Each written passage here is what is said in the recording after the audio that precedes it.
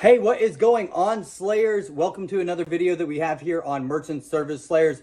Before I jump into this, if you guys could go ahead and like, share, subscribe to our page if you like everything that we're tossing out there. If you guys like this video, like and share this one as well. Go ahead and also hit that bell notification button.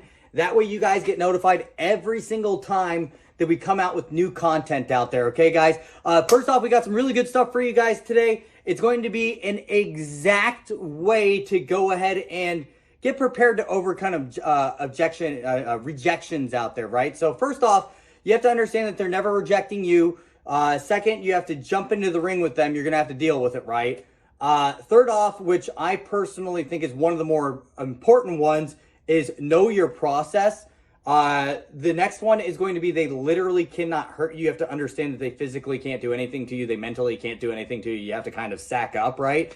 And then last but not least, this one I feel is the most important one.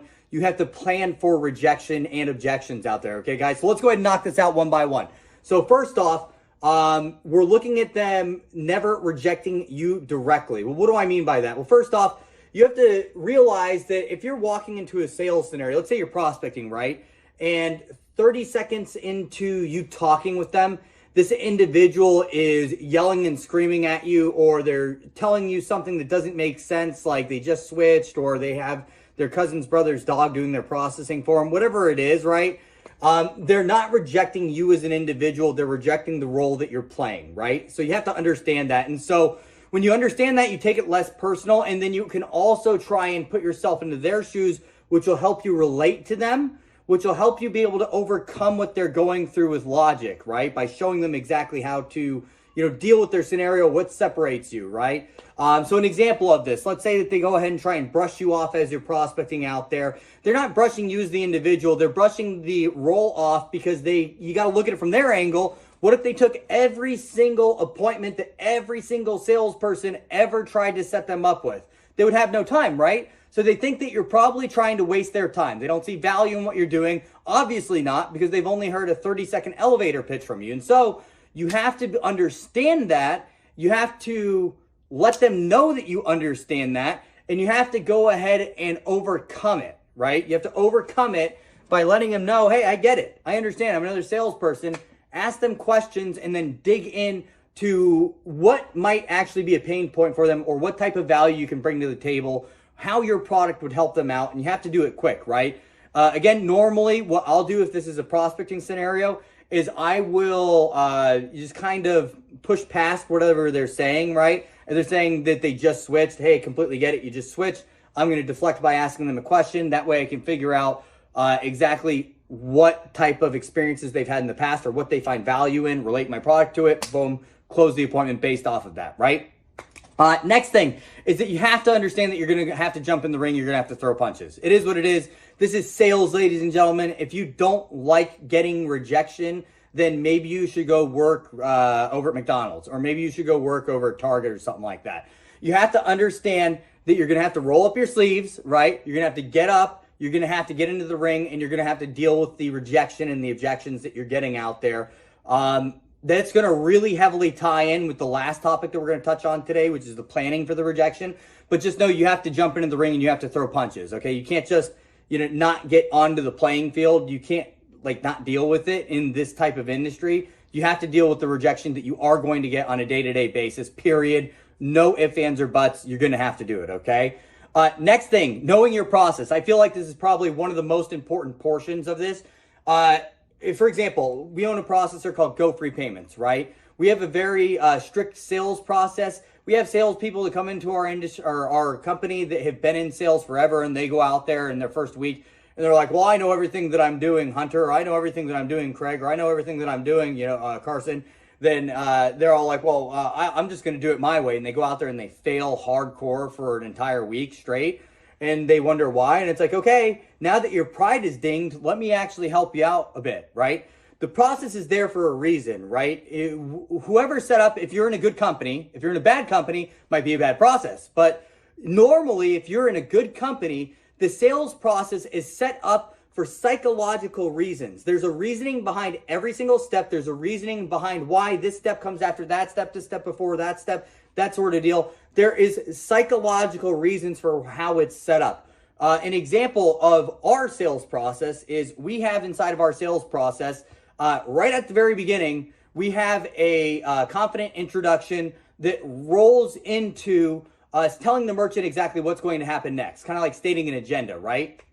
And throughout that entire stating of the agenda, the reason why we go through that entire process, which we already have a video on, go ahead and scroll through, find it, like that video also, but the reason why we state the agenda is because a lot of the time, if you blindside somebody, what's going to happen? You get the flight or fight reaction, right? So you're going to have someone that, is going to feel, even if you're not pushing really hard, they're going to feel if you ask for their business, oh my gosh, this salesperson's pushing me really hard. I can't take it anymore. They're going to go into explosion fight or flight mode. They're going to start getting angry, hostile with you, right? Or they're going to go ahead and get into an instant mode of, hey, I got to go. I'm running out of time. Bye. Have you ever had that happen? You've probably had that happen. It's probably because you didn't state the agenda.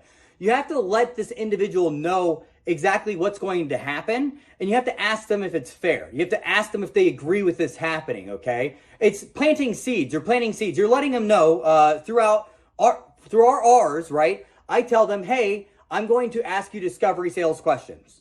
And then I say, is that okay? They say, yes, great.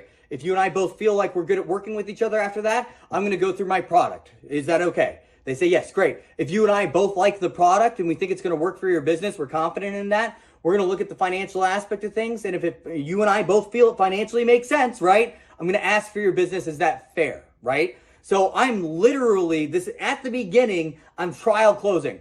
Maybe 5 minutes into talking with this individual about the sales process, I'm already trial closing them. Bam, out the gate, super confident, super ready to roll. I'm going to get their business. And then I assume if they don't stop me as I'm going through my sales process, because you have to remember that I stated, is that fair that if you and I both agree, meaning you're not going to stop me and tell me that you don't agree. If you don't do that, you must agree with me, right? Because I agree with me all the time. So, it's if you went ahead and agreed with me, then I'm going to keep going through my sales process. I'm not stopping. I'm assuming that you agree with me unless you stop me, and then I'm going to close you, okay? That's why I asked if it makes financial sense. At the end of the sale, I'm going to ask for your business. Is that fair? Of course that's fair. If it makes financial sense, that's fair for me to ask for your business to do something financially sound, right? You have to know your process and know that there's a reason for said process, okay, guys?